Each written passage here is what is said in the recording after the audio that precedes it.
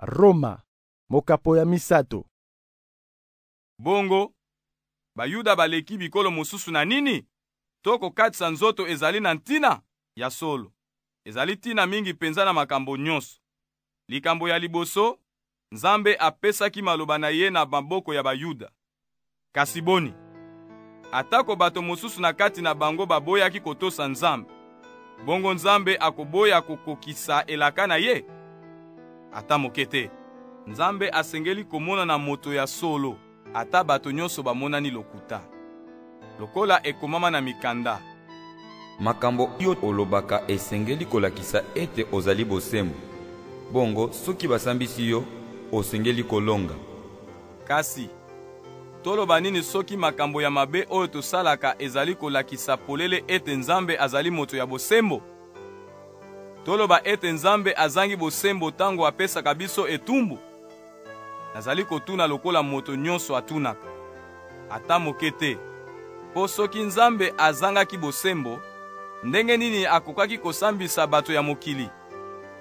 Kasi soki mabe na ngai emonisaka penza polele makambo ya solo ya Nzambe, pe epesaka ye lokumu, po na nini Nzambe asengeli kopesa ngai etumbu lokola moto ya masumu?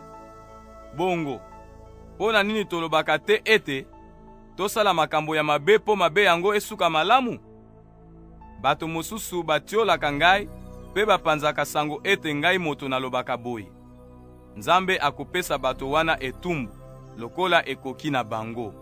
Kasi boni, biso Bayuda toleki bato mosusu? Ata moke te.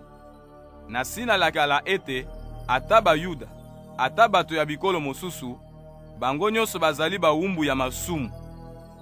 Lokola ekomama na mikanda. Moto ya bosembo azali te, ata moko te. Ata moto moko te azali na mayele, ata moto moko te alukaka Nzambe. Bato nyonso bapesi Nzambe mikongo, babeba ndenge moko. Moto oyo asalaka malamu azali te, ata moko te. Basalelaka mingongo na bango pona kobomisa bato, lolemo na bango pona kokosa baninga. Maloba na bango ezali lokola nsoi ya nyoka. Bayebi kaka kofinga pe kotomboka. Bakendeke mbangu pona koboma bato, babebisaka bato pe bamonisaka bango pasi. Bayebi nzela ya boboto te, babangaka Nzambe ata moke te. Makambo wana ekomama na mikanda ya Nzambe. Bongo toyebi ete etali ba oyo basengeli kotosa mibeko. Ekomama boye, po moto moko akoka komilongisa te, pe eyeba na penza ete bato nyonso bamemi ngambo na miso ya Nzambe. Yango wana, ata moto moko te akoki kokoma bosembo na miso ya Nzambe, po asalaka makambo mibeko etindaka. Pamba te, mibeko ezali bobele po na kolakisa bato ete basalaka masumu.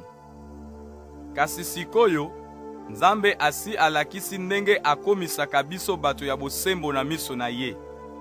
Alakisi yango po na mibeko te. Nzoka nde mibeko pe basakoli ya Nzambe balobaki yango. Nzambe akomisaka bato bosembo na miso na ye, soki batieli Yesu Kristo mitema. Asalaka boye po na ba oyo nyonso bandimeli Yesu Kristo, pamba te bango nyonso bazali ndenge moko. Bato nyonso basali masumu pe bazangi lokumu oyo eutaka na Nzambe, bakoki komisalela te. Kasi bobele po na bolamu na ye, Nzambe akomisi bango bosembo po Yesu Kristo ayeli bango bonsomi. Nzambe atiaki Yesu Kristo po bato bazwa bolimbisi ya masumu na liwa na ye po na bondimi.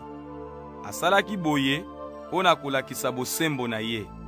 Na tango ya kala Nzambe akatelaki bango etumbu po na masumu te. Azalaki kokanga motema. Kasi alakisi bosembo na ye sikoyo, po emona na ete azali se moto ya bosembo, pe akomisa ba oyo nyonso bandimeli Yesu bato ya bosembo. Bongo, tina ezali po bato bamikumisa? Ata moke te. Epekisami po na nini? Po batosaka mibeko? Te, kasi po bazali kaka kondima. Pamba te biso toyebi ete moto akomaka bosembo na miso ya Nzambe po na bondimi na ye, kasi ezali te po atosaka mibeko. To Nzambe azali bobele Nzambe ya Bayuda? Azali pe Nzambe ya bikolo nyonso te? Te, azali pe Nzambe ya bikolo nyonso. Pamba te, Nzambe azali se moko. Alingi kokomisa bayuda bosembo na miso na ye mpo na bondimi na bango. Akosala mpe ndenge moko mpo na bato ya bikolo mosusu bobele mpo na bondimi na bango. Likambo wana elakisi ete bondimi ezali kokomisa mibeko eloko ya pamba? Ata moke te, kasi elakisi ete mibeko ezali na ntina.